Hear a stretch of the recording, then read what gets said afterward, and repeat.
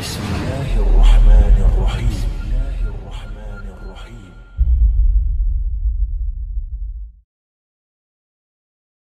Ahiretке сенген адам ақылды адам.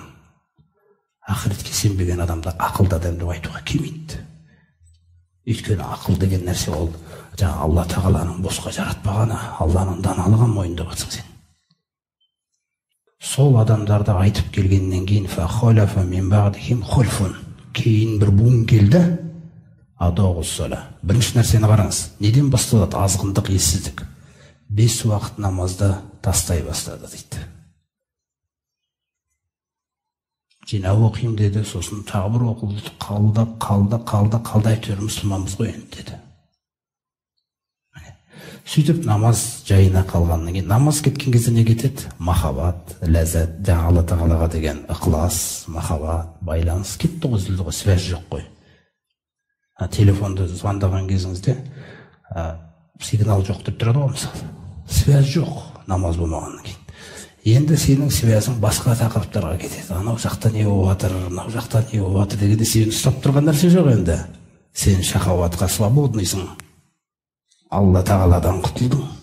Көрдің қандай тәрбиесінен шықтың. Алла тағала әрине ол рахымнан толық шығарып жүрмейді. Күндердің бүгін қайтадан тура жолға алып келуі мүмкін. Бірақ жаңағы аяттың мағынасын қараңыз. Намазды жойды. Уаттабағу шахауат. Намаз кеткеннен кейін міндетті түрде мынандай іс келеді екен. Нәрсе?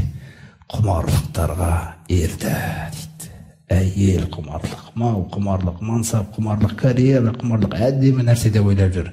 Ешқайсысы көмектеспейді қияметте. Сөйтіп сол құмарлықтарға ере берсе, оған мәдениетті түрде ерсе болады. Мәдениетті түрде галстук тағып отырып пар алсаң болады. Көрді, бұл қылмыс емес, бұл азғындық емес. Қараңыз, кетіп қалған, бұл азғындық, анау көшеде ішіп жүрген адам ол. Бәрін сол жаққа қарай жібереді, ана жалғыз ішіп жүрген адам. Күллі қылмысты сол, азғынды сол, ессізде сол оқып қалғанда, қалғандары мәдениеттілер. Көрдіңіз бе? Сонда осы шахауат апара қай жаққа апарады түбінде десе, Тағала айтады. Фасауфа ялқауна ғойя. Жақында азғындықтың көкесіне жолығады дейділер. Сол азғындықпен жаһаннам, ессіздікпен жаһаннам, ақылсыздықпен жаһаннам бір үшін жаралған. Бір үшін жаралған.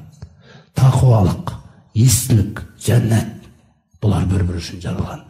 Алланың бізден қалайтыны есті бол, ессіз болма. Сол нәрселерді айтып жатыр. Есті болсаң, сенің сау жүрегің сау болады, ауру аз болады. Емдеу де қолдан келетін болады, бір аятты оқи салсақ өзімізге. Ал егерде мен оны ессіздікке қарай бара беретін, тыңдай беретін болсам, шақырып жатқан нәпсімнің нәрселер. Қиын болады емделу.